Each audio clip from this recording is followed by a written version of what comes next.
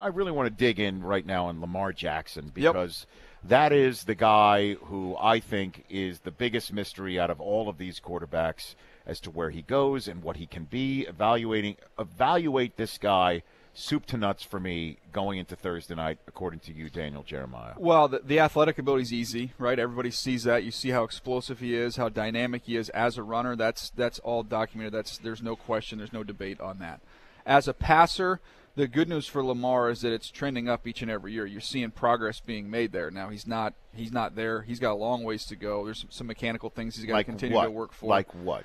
Just with his base and everything, he gets so narrow that affects his accuracy. He's very comfortable everything inside and working in there because he's kind of a flipper. I call him, he's really a flipper instead of a thrower. Mm-hmm. He's literally kind of almost like Mike, like the way Vic threw was just all, flipping it. And so everything in between the hashes, he's comfortable. Driving the ball outside the hashes is all over the place. So you've got to continue to work on that and develop that.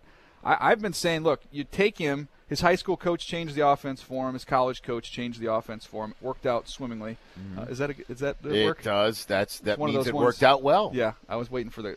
Unless you can't swim. Unless you can't swim. That's a problem. Yes, it is. So to me, that's what's going to happen at the NFL level. I think he needs to go somewhere where not only does he need time for him to develop, I think it'll take a little bit of time for whoever drafts him to figure out a way to construct the offense because they're going to change what they're doing. The question that we get all the time is, what team fits Lamar Jackson? And I'm like, no, you're asking the wrong question. You're going to have to fit yourself to him. It's not the other way around. He's not fitting himself to you. So there's going to be some time where you got to kind of figure that out. And the difference with him and Deshaun Watson is that Deshaun was just further along as a passer. So even though they changed things there with Bill O'Brien, Deshaun from where he started from a throwing standpoint was just further ahead. So then let's try and locate teams that might be willing to change what they do. Could New England be one of those? Absolutely. And I think that would be – it kind of in a way would be a total New England move, that we're going to be ahead of the curve. This is what the college game is going to be putting out going forward. Everybody's running this offense. So this is the most dynamic guy we've seen run that offense. So it's eventually going to all trickle up because all these 37, 38, 41-year-old quarterbacks are going to be gone. So let's be early on this trend here. And you have some time with Tom right now, no pun intended, to be able to work on Lamar and really kind of be developing another offense. And then all of a sudden New England unveils that thing a year, 2 years from now, and it'd be fun. What about New Orleans?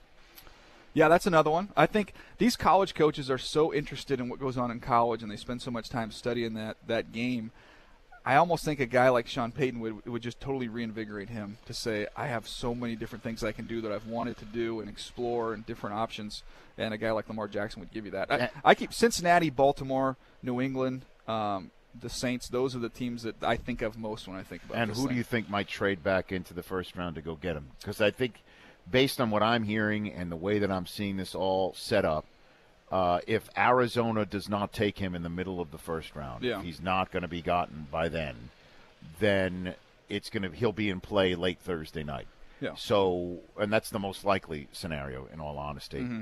So, who do you think comes back in and uses draft capital to get that fifth year? We just talked about that with Matt Miller. Yeah. That somebody's going to want him to get that fifth year developmental guy. Year. Correct. Yeah. Right. So the team that I keep coming back to in that regard is you look at what they've done in the past is Baltimore. And, remember the Flacco year, they moved all the way back, and then I believe they moved back up a little bit to get Joe. So there was some maneuvering. They're not afraid to move up and down the board. And where they're kind of situated right now, almost if they want to go with a position other than quarterback, you look at maybe a tight end, a wide receiver.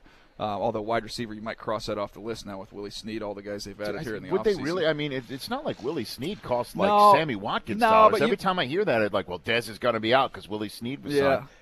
I just think the numbers now, when you look at the numbers that they have, it's not as pressing of a need. But if you're looking for an interior offensive lineman, you're looking for a tight end, to me that's a situation where you could trade back, get some extra picks. Maybe you take a Hayden Hurst, you slide back 4 or 5 spots, and then you use some of that extra capital you've got to come back in and get your quarterback in Lamar Jackson. The Rich Eisen Show, weekdays at noon Eastern on Audience.